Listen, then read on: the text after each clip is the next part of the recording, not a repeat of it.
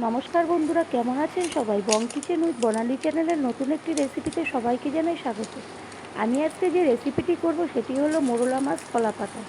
তার জন্যে যে উপকরণ লাগবে আমি দেখাচ্ছি। প্রথমে আমার লাগছে মোরলা মাছ, তারপরে হলুদ, নুন, চিনি, লঙ্কা বাটা, আলু, পেঁয়াজ, টমেটো, কাঁচা লঙ্কা, এইগুলো দিয়ে আমি মোরলা মাছের পাতুরি করব। আর তেল। খুব অল্প উপকরণে আমি এই মাছটা তৈরি করব কলা পাতায়। এরপরে আমি একটা পাত্র নেব, পাত্রের মধ্যে মাছগুলোকে ঢালব। আগে থেকে আমি ধুয়ে বেছে ভালো করে রেখে দিয়েছি। এরপরে ওর মধ্যে চিনি, নুন আর হলুদ দিয়ে এরপর লঙ্কা, টমেটো, পেঁয়াজ, আলু সব একবারে এটা মেখে ঝুঁকে আমি বসাবো। এরপরে সব কিছু আমি ওই পাত্রে নিয়ে নিলাম। এরপরে যে লঙ্কা বাটাটা সেইটা আমি নিয়ে নিলাম। আমি লঙ্কাটাকে আগের থেকেই বেটে রেখে দিয়েছিলাম। আর দিয়ে দিলাম সর্ষের তেল, দিয়ে আমি ভালো করে ওটাকে মাখবো। হাত দিয়ে ভালো করে চটকে চটকে ভালো করে মাখবো। সমস্ত মশলাগুলো মাছের আলু গায়ে ভালো করে মাখিয়ে নেব। মাখিয়ে ভালো করে চটকে চটকে মেখে নেব। তো বন্ধুরা, আমি যে রান্নাটি করব সেটি আপনারা বাড়িতে একবার প্রথম করবেন এবং আমার রান্নাটি প্রথম থেকে শেষ পর্যন্ত দেখার জন্যে অনুরোধ রইল। আমি কিভাবে করছি দেখবেন। আপনারা অনেকে অনেক রকম করে করেন, আমি এটা আমার মতন করে করলাম। ভালো লাগলে একটা লাইক, শেয়ার, সাবস্ক্রাইব করবেন। এরপর আমি মেখে ঝুঁকে মাছটাকে ঢাকা দিয়ে খানিকক্ষণ রেখে দেব একটু মশলাগুলো ঢোকার জন্য। এরপরে আমি একটা কড়াই নেব।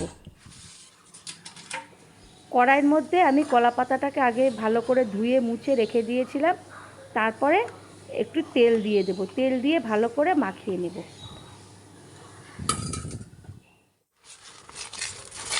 ভালো করে মেখে আমি ওর মধ্যে যে আগে থেকে মাছটাকে আমি মেখে ঝুঁকে রেখে দিয়েছিলাম সেইগুলো আমি ওর মধ্যে দিয়ে দেব। তেলটা ভালো করে দিলাম। এরপরে মাছটাকে আমি ওর মধ্যে দিয়ে দেব। ভালো করে আমি ঢেলে দিয়ে দেব। দিয়ে সমস্ত কিছু কাছিয়ে কুচিয়ে দিয়ে আমি ওর ওপরে দুটো কলা পাতা আবার চাপা দিয়ে দেব।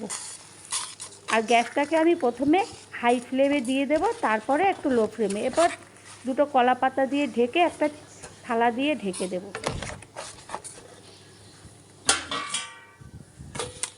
আমি থালা দিয়ে ঢেকে দিলাম।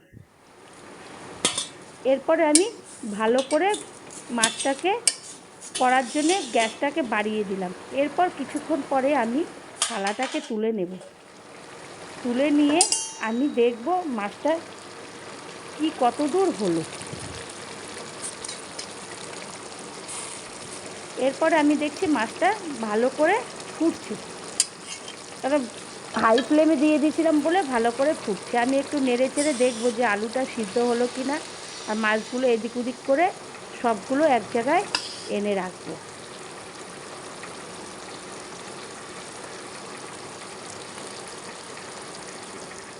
আপনারা বন্ধুরা অবশ্যই এরকমভাবে একবার বাড়িতে করে দেখবেন। কলা পাতায় পাতুরি খুব ভাল লাগবে।